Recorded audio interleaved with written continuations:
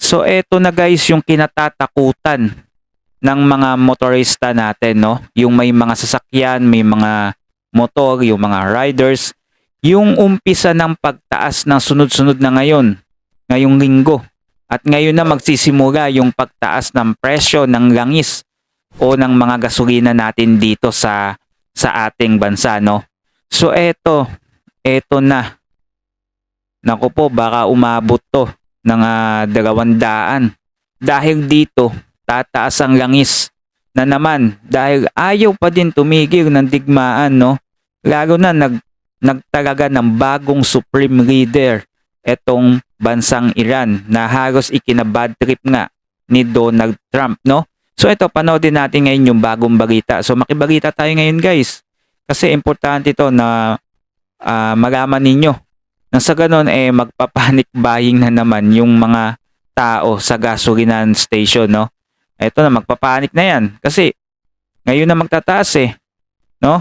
Ngayon na, habang nire-record natin tong video na to, gabi pa tong balita na to at ngayon umaga na. So ngayon na magsisimula yung pagtaas ng presyo, no? So panoodin natin kung magkano kaya ang itataas nito. Tignan natin sa video na to. Wala na bukas ang isang linggong araw-araw na malakihang dagdag singil sa mga produktong petrolyo. Big time talaga mga kapuso dahil double digit ang utay-utay na kabuuang pagmamahal. Hanggang 13 pesos sa gasolina, 24 pesos sa diesel Naku po. at sobra sa 38 pesos sa kerosene. Ang laki nun. Bukas pa nga dapat ang oil price hike pero may 55 gasolinahan ang nauna. Kaya ngayon pinagpapaliwanag sila. Nakatutok live. Hindi sila sumunod, no? At taas sila kagad, no? Hapit na hapit. Mel, Emil, Vicky, voluntaryo ngang mag-uutay-utay ng pagtataas ng mga produktong petrolyo ang mga oil companies simula bukas. Kaya naman 2 hanggang 7 araw na sunod-sunod na magtataas sila ng mga produktong petrolyo. Naghabol ang marami sa pagpapakarga ng langis bago ang big-time oil price hike simula bukas na dulot ng gulo sa Middle East. Ubusan na naman to. 24 pesos kada litro ang kabuang imamahal ng diesel depende sa brand. Hanggang 13 pesos ang imamahal ng gasolina at hanggang 38.50 pesos ang gas. Naku po. Ang laki nun, no? Kasi isipin nyo, 13 pesos tapos baka umabot talaga ng 100 plus na naman to. Iyan isang bagsak kundi voluntaryong uutayin ngayong Aba, linggo uutayin. ng mga oil companies. Ang Total at Sea Oil may taas presyo bukas at sa Miyerkules. Araw-araw hanggang Huwebes ang taas presyo ng Shell at Petron. Pagdo yung mga gasoline station na nakabili ng mababang langis, no, tapos ibebenta nila ng mataas. Pagdo. Linggo naman ang araw-araw na price hike ng Jetty. Habang hanggang sa susunod na Lunes, ang daily price hike ng Caltex. Para pa konti-konti lang, para maplano natin na maayos kung kailan tayo magpapagas. The rest, I'm inviting them all to also participate in this staggering of prices. Kanina, pinuntahan ng DOE ang isang gasolinahan sa Pasig. Ayun. Na Sabado pa lang ay itinaas na sa 79 pesos ang litro ng diesel mula sa halos 52 pesos. Inisyuhan ito ng show cause order o SCO. Mukhang CEO Dahil ang ito, presyo ito ay taliwas sa fuel pricing na inilabas ng kagawaran mula March 6 hanggang March 9. Tumanging magbigay ng pahayag ang manager ng gasolinahan.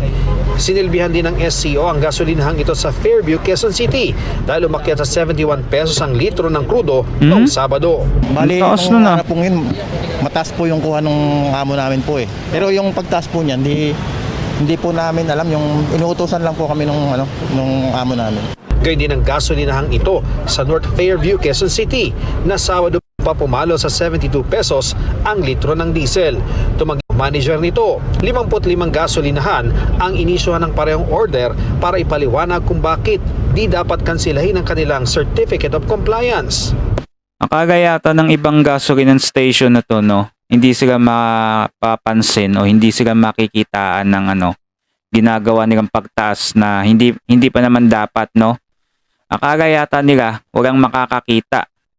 Sa natin ngayon, isang picture o video lang ng presyo mo at isumbong ka sa ano, no? Agad yan na pupuntahan. Kaya etong mga to sinampulan na, no? Baka ngayon nagsisisi na to ngayon. Pag hindi po sila or hindi na kontento ang Department of Energy sa kanilang mga reasons, magbibigay po tayo ng administrative na mga kaso Iyak. kasama or hiwalay pa po dyan yung pwedeng ibigay na criminal case. Sinagot din ng Energy Department kung bakit nagmamahal na ang presyo kung ang mga ito ay imbak pang langis na binili sa dating halaga. Kaya nga. Tatagal pa hanggang Abril. It's the replacement cost. It's not when nila kinuha, when nila binili, or when nila na-receive, kundi kung ano magkano na yung replacement. Imagine now, if we still stay with the price 2 weeks ago, wala silang pera pang bili ng bagong stock. Di ba, mauutak. Nabigyan nila ng mababarang naman yon, tapos isasagad-sagad nila. Hindi na sila naawa sa mga may mga sasakyan, talagang inaabuso nila. Tuwan-tuwa yung mga yan kapag kagaya nito, may mga digmaan yan. Yan yung mga dinadasal ng mga may mga business niyan kasi magtataas sila eh. Mababarang nila nakuha, yung may mga stock sila, tapos itataas nila ng matindi.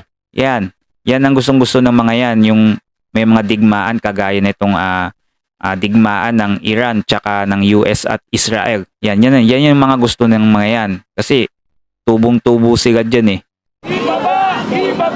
Samantala, nagprotesta kanina ang transport group na Piston.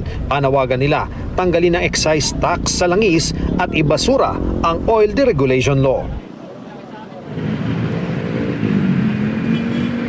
Wala din naman magagawa yan. Ngayon sa isang gasolinahan dito sa Commonwealth Avenue malapit sa Pilcoa at hanggang sa ngayon marami pa talagang humahabol sa pagpapakarga ng gasolina bago nga yung pagtataas bukas. Ang sabi sa atin nung mga nakamotorsiklo, yung mga rider ay umaabot daw ng 30 minutes bago sila makargahan. Oo, ang dami. At Vicky, ang DOE naman ay sinabi sa publiko na meron silang platform doon sa egov.ph na maaari nilang iulat ang anumang concern ukol sa gasolina, kagaya nga ng hindi maayos na presyo at yung tinatawag na hoarding o yung pagtatago ng mga supply nito. Balik sa iyo, Vicky. Yun. So, kayo, mag-imbak na kayo kasi hindi lang yan. Baka lalo pang tumaas yan. Yung gasolina na yan. Baka umabot pa ng 150 yan or 200 pag nagtagal yan, no? Talagang kawawa ang mga may mga sasakyan dito. No, comment down below kayo guys sa video natin. Huwag nyo na din kalimutan mag-subscribe. Nang sa ganun, lago to eh. Lagi kayong updated, no, sa ating mga susunod pang mga video.